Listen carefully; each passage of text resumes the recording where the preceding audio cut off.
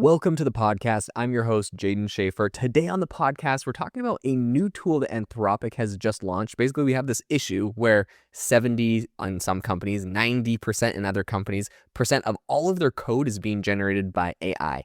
And Anthropic has just launched a new code review tool that is going to be able to check this massive flood of AI-generated code to see what's good, what's not. And I think this is going to be awesome for developers, but also for all of us users of the software. There's a lot of cool implications and a lot of stuff that I am excited about. So I want to break down everything going on here because I think we're about to get a lot less buggy software. A lot of the software is going to get a lot more usable. Developers are obviously going to be rejoicing, but there's also some pullbacks to all of this. So I'm going to talk about all of that.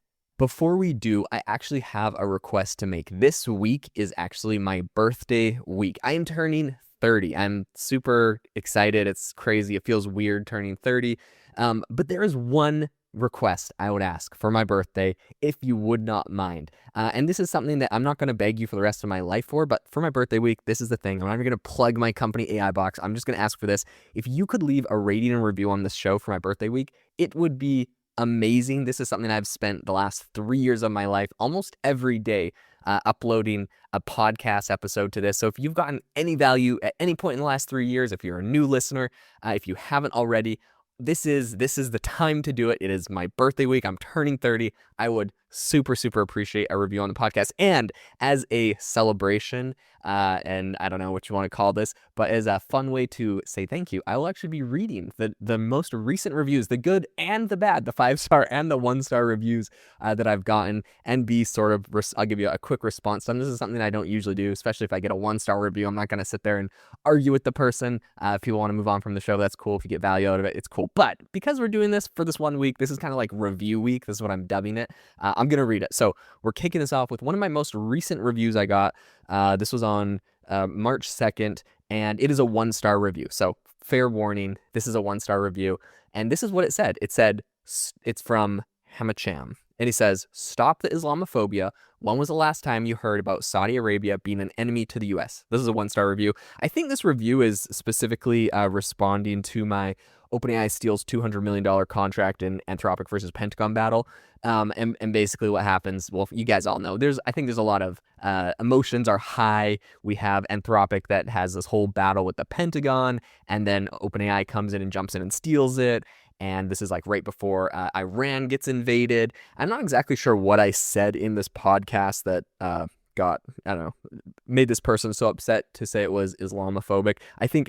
Evidently from this, I was probably criticizing the country of Saudi Arabia, which, by the way, I think Saudi Arabia generally is like a good partner to the U.S. As an ally. We buy all of their oil, even if you hate them because of how their government is set up.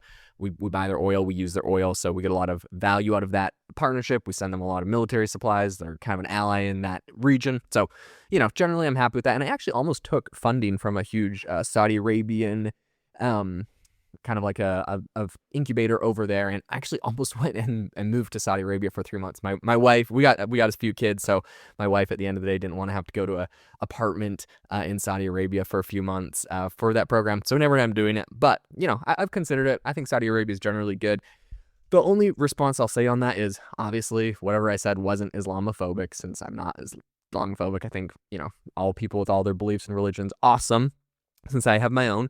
But what I will say is, I would just encourage that person or anyone listening, don't get misconstrued if I'm going to criticize the country of Saudi Arabia, especially when I'm criticizing countries in relation typically to AI policy, into being Islamophobic or disliking your culture or whatever. I don't know. I just think that's a pretty shallow take. I'm going to criticize every government if I think they're not doing something smart, including the US government. My goal is to be unbiased and academically honest.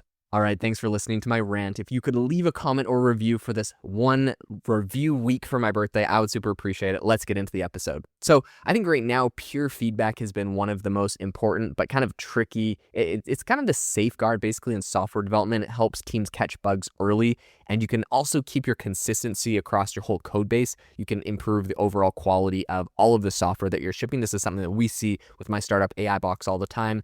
I think right now we're doing all of this vibe coding. Even myself, I have tons of vibe coded projects on the side. Unfortunately, it's sometimes hard to productize them because of tricky, nasty bugs in there. And if you're not a developer, it's hard to catch, find, and fix them. And so I think where developers use a lot of AI tools to generate Claude Code or any of these other players, Codex from OpenAI, we're generating tons of code right now, and that's also really cheap and really fun and really fast.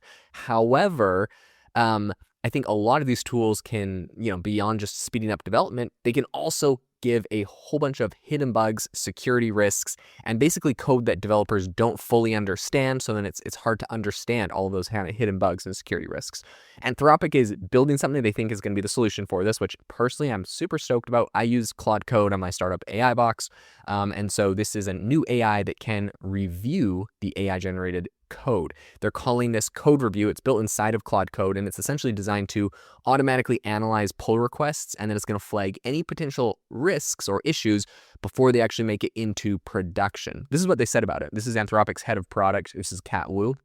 Said, we've seen a lot of growth in Claude Code, especially within the enterprise. One of the questions we keep hearing from enterprise leaders is, now that Claude Code is generating a huge number of pull requests, how do we review them efficiently? Pull requests are basically just the way that developers are going to submit code changes for review before they're merged into a project. But Wu says that AI-assisted coding has dramatically increased the volume of those requests, which is kind of creating a new bottleneck. And to be honest, I actually have heard this. It was funny. There was a moment with OpenClaw that went mega viral. It's kind of this agent that can run on its own computer and take over and do all these tasks for you. OpenClaw, the founder, was like a one-man team running this thing, gets acquired by OpenAI because it went super mega viral and so many people were using it.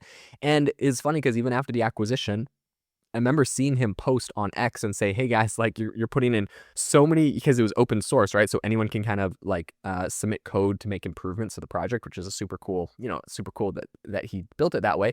But he was saying, look guys, like it went so viral, I'm getting so bogged down by trying to review all of the code you guys are submitting.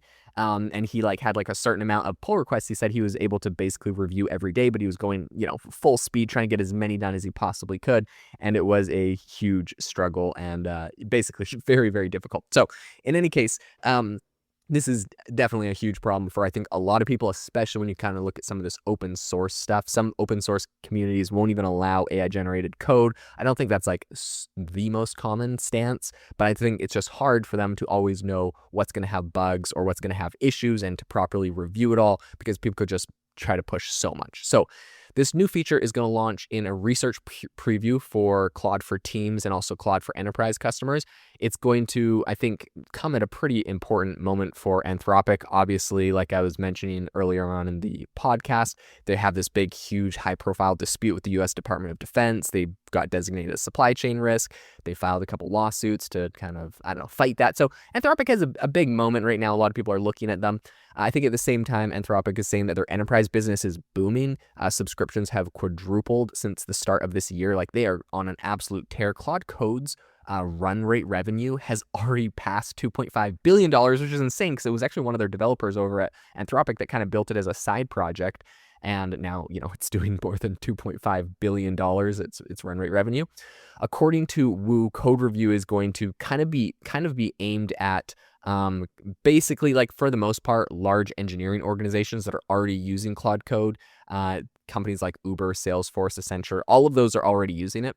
And engineering leads are going to be able to enable the feature for their teams, which basically allows it to automatically analyze every pull request once you turn it on. And then the system is going to integrate with GitHub, and it's going to leave comments directly on the code, which is going to point out any issues and basically suggest fixes. So, a human developer coming through, instead of having to, manually code review all these things themselves, they're just going to see Claude has come through, skimmed it, written a code review, highlighted any issues, kind of pointed out and given notes, and they can go review just those notes or any sort of points of interest or concern that it might have. So I think, unlike a lot of other automated code tools that mostly focus heavily on formatting or style, Anthropic is intentionally designing code review to focus on logical errors, which is interesting. Wu was commenting on this and said, That's really important. A lot of developers have seen automated feedback before, and they get annoyed when it's not immediately actionable. We decided to focus purely on logic errors, so we're catching the highest priority problems. I think when an AI is going to identify an issue, it basically explains its reasoning step by step. So it's going to actually outline what it believes the problem is, and then it's going to, say like, this is why it matters, this is how it can be fixed. And by doing this, issues are going to be also labeled in severity. So there's going to be, they're basically going to color coordinate it. Red is like the critical problems, yellow is potentially an issue, purple is bugs that are kind of tied to historical or legacy code. So they kind of have this like color coding. You can skim through it. They're trying to make this fast and easy for developers to make their workflow more as basically streamline it all. I think under the hood, the system is going to use this multi-agent architecture, which is important, right? It's not just one agent. They have multiple agents running through this. A couple of the AI agents are going to analyze the code base in parallel. So it's not just like, you run this thing once and you've got to wait for it to go finish. Like there's multiple agents running through different parts of this at the same time. They're going to be examining pull requests from different perspectives. Then there's going to be a final agent that aggregates the findings. It's going to remove any duplicates, right? Because like if two agents are running through and they both see a security finding and maybe it's, kind of related to two different sections and they both report it, there's going to be one agent that just kind of, merges those two together. It's going to remove the duplicates, and then it's going to rank the most important issues. The tool is also performing kind of a light security analysis. I think they intentionally want to say, look, guys, this is a quote unquote light security analysis. They don't want people to get overly confident that this is going to like fix all security that could ever happen from this AI generated code. But yeah, I think it is important that we're starting to have this conversation because this is something that absolutely is an issue in the industry.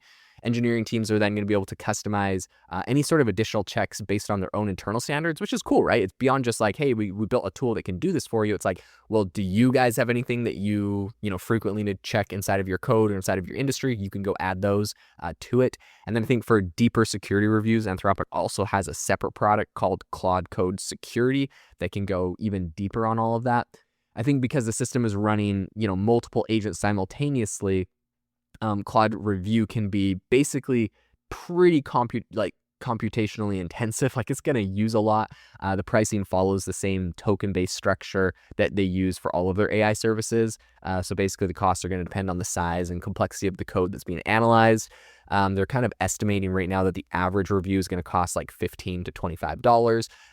And of course, their argument there is that this is some sort of increased cost. But I mean, come on, if you were to go and hire an analyst or any sort of developer or any sort of security researcher to do something, this would be hundreds or thousands or tens of thousands of dollars, not $15 or $25. So significantly bringing this down. Again, there's a couple interesting thoughts from Wu, who said, this is coming from an enormous amount of market demand. As engineers build with Claude Code, the friction to create new features drops dramatically, but the need for code review increases. Our goal is to help enterprises build faster than ever while shipping far fewer bugs. I'm excited for this personally. I think a lot of different of these kind of like vibe coding tools are know this is an issue. I use Lovable a lot to vibe code things, and it has a built-in security feature where it scans your whole project and it kind of highlights different security issues, and you can go and apply and kind of have them fix some of those issues, or it tells you what to do to fix them. And I think this is incredibly useful. So I'm excited that Claude and Claude Code are going to be integrating this. I mean, of course, because I use it a lot at my startup, Claude Code. But also, I think just broadly for the whole industry, we're going to see a lot less bugs. We're going to see, hopefully, if Claude is doing it, it's kind of setting the standard for the whole market, and hopefully we can see more of these other players in the space doing similar things. So excited to see where this kind of goes in the future. Guys, thank you so much for tuning into the podcast. Remember, if you haven't already left a review, I would really, really appreciate a review on the podcast. We are past 150, and I would love to get to 200 reviews before I turn 30 this week. Guys, it's my birthday. If you could leave me a review, I would appreciate it. Hope you guys all have a fantastic rest of your day.